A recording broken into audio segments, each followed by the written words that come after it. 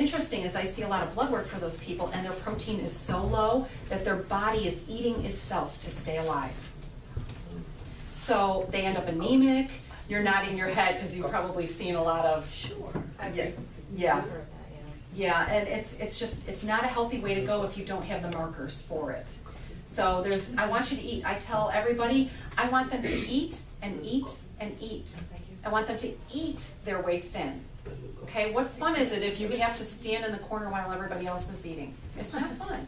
Okay, I want you to eat your way thin, but if we eat our way the right way, we'll stay thin and we'll develop new habits. When we have the, what I call the Twinkie habit, it makes this deep groove in the body, and that's the path that everything wants to follow. It takes a little bit of time to get the I'm eating better path. So this is why a taste of something, just a taste. I'm only gonna diet Monday through Friday. Then your body goes right back into that groove that it knows and loves. So what we have to do is make the Twinkie groove only this deep and make the healthy groove this deep. So that when you do have something that, because I won't lie to you, everybody's gonna have something that's not gonna be good for them, or it's Christmas and your aunt always makes, I don't know, fill in the blank, kolaches or whatever.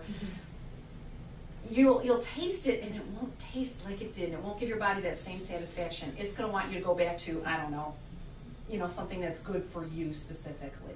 So that's why I don't really, I try to get everybody into the right path, and let's burn a new path. Let's make our own new foxhole, right? The foxhole of healthy. So this is the things that we do over at Olive Branch. We try to get you on that path.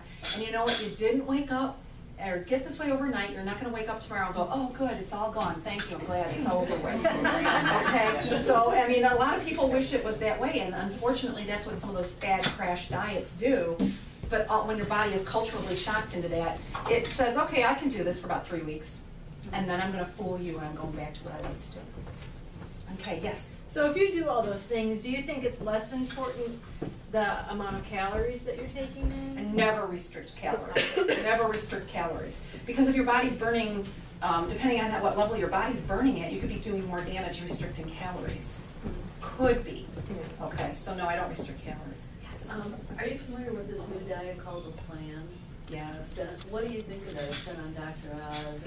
It's some of the things that are in it are some things you talked about, like butter is good, avocado, and I guess the whole intent is to try to find foods that you don't react to well, which is kind of like what you're saying, that everything's individualized. Well, the plan is not as individualized as you would think, because they're saying pick one of these 3 plants, correct? I'm not that familiar. Okay. I have a friend doing it right Yeah, now. they say pick one of these 3 plants because you're either this kind of person or this kind of person or that kind of person. Well, look at the 2 people next to you. How much alike do any of you look? You're not triplets. So that means the plan doesn't necessarily work. And then look across the table. Did you find anybody that looks just like you? That's why it's important to see where you're at metabolically. And then take a history. Well, usually when I sit down with somebody, we take an hour together. And we sit down and we go through, and they feel like I could turn them inside out and know them very well. Because that's what we do. And then we come up with, sometimes it's bits from this and bits from that and bits from this, and then we put it together and we set you on something for 2 weeks. If you don't meet my expectations after that 2 weeks, then we're going to fine tune that a little bit more and change some things up. But what happens is, what all of you lovely women are, is onions, okay? So we have to peel away one problem. Oh, look, there's the next problem. Peel it away, peel it away, peel it away until we get to the center of the problem.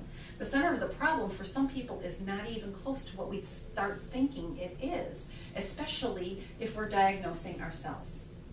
So I think it's the worst thing you can do. They always tell you, the physician who treats himself as a fool for a doctor. And I truly mean that. I mean, you all look like very nice women, but don't treat yourself.